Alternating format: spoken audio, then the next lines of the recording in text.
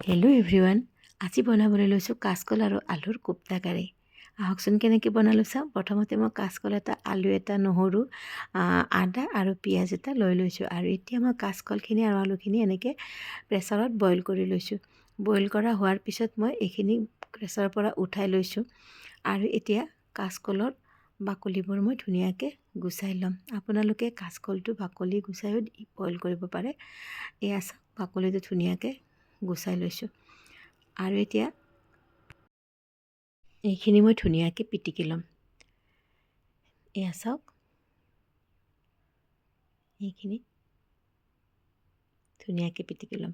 কাচকল এনে খাই ভাল নালাগে নহয়নে বাৰু, কিন্তু কোপ্তা কাৰী বনালে কাচকলটোৰ সোৱাদেই বেলেগ হয়। খাই বহুত বেছি ভাল লাগে। আৰু সেইকাৰণে মই মাজে মাজে এনেকুৱাকৈ কাচকলৰ কোপ্তা কাৰী বনাই ল'ৰা ছোৱালীক খুৱাওঁ।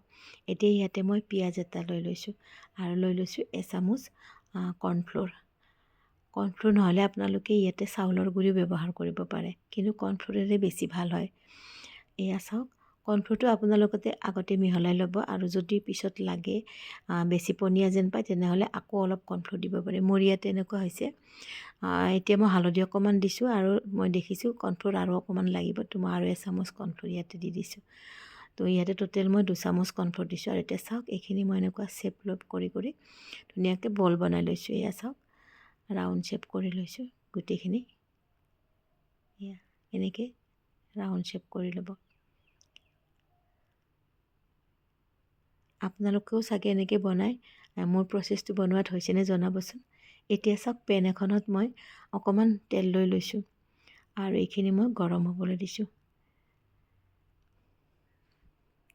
ইয়াত তেলখিনি যেতিয়া গৰম হৈছে, ইয়াতে মই কাটি লোৱা ডাঙৰ চাইজৰ পিঁয়াজ এটা দি দিছোঁ। এয়া চাওক, আৰু দি দিছোঁ আদা এটুকুৰ আৰু কেইফুটামান নহৰু। এয়া কেইফুটামান নহৰু, আৰু এইখিনি মই ভাজি ল'ম অকণমান। আৰু ইয়াতে মই কেইফুটামান কাজু দি দিম। কাজু দিলে পেষ্টটো বৰ ধুনীয়া হয়। এয়া চাওক, আপোনালোকে নিদিলে নিদিবও পাৰে, কিন্তু মই কেইফুটামান কাজু দি দিছোঁ। আৰু এইখিনি মিক্সি বাউলত মই থৈ দিছোঁ। অকণমান ঠাণ্ডা হ'লে ইয়াৰ পেষ্ট বনাম। এয়া চাওক, এতিয়া মই পেনখনত সৰহকৈ তেল দি দিছোঁ। আৰু ইয়াতে মই কোপ্তাকেইটা ধুনীয়াকৈ ফ্ৰাই কৰি ল'ম। কোপ্তাকেইটা একদম ৰঙচুৱা হোৱাকৈ ফ্ৰাই কৰিব লাগিব, নহ'লে এইকেইটা ভাঙি যাব। সেইকাৰণে দুয়ো ছাইড ধুনীয়াকৈ ৰঙচুৱাকৈ ফ্ৰাই কৰি ল'ম। এয়া দেখিছেনে, আমাৰ কোপ্তাকেইটা ফ্ৰাই কৰা হৈ গ'ল। এনেকুৱাকৈ ফ্ৰাই কৰি ল'ব, খুব ধুনীয়া লাগে খাই। এয়া চাওক, কোপ্তাকেইটা মই নমাই লৈছোঁ।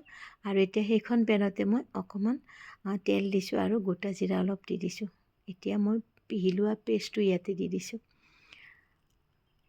আৰু ইয়াতে মই দি দিছোঁ অকণমান হালধি, আৰু দি দিছোঁ জিৰা গুড়ি এচামুচ, আৰু ধনিয়া গুড়ি এচামুচ, আৰু দিছোঁ ৰঙা জলকীয়া গুড়ি এচামুচ।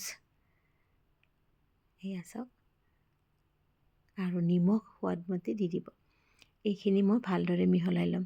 কিছু সময় এইখিনি মই ভাজি ল'ম, যেতিয়ালৈকে মছলাটোৰ পৰা তেল ওলাই নাহে। এয়া চাওক, এইখিনি মই ধুনীয়াকৈ ভাজি লৈছোঁ। 1 মিনিটমান ভালদৰে এনেকৈ লৰাই ভাজি দিব, তেতিয়া দেখিব মছলাখিনি ধুনীয়াকৈ ফ্ৰাই হৈ গৈছে।